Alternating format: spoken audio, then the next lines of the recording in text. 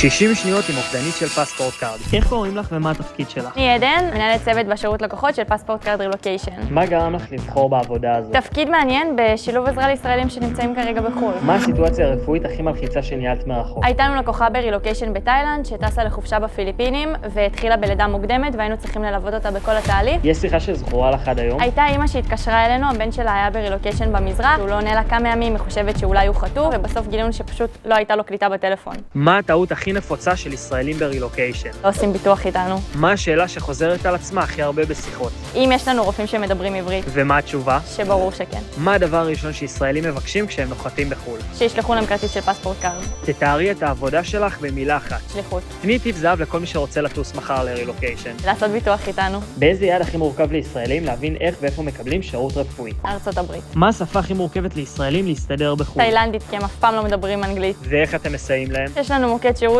ורופאים שמדברים בעברית. יאללה, מחכה לכם על הקו. קאט!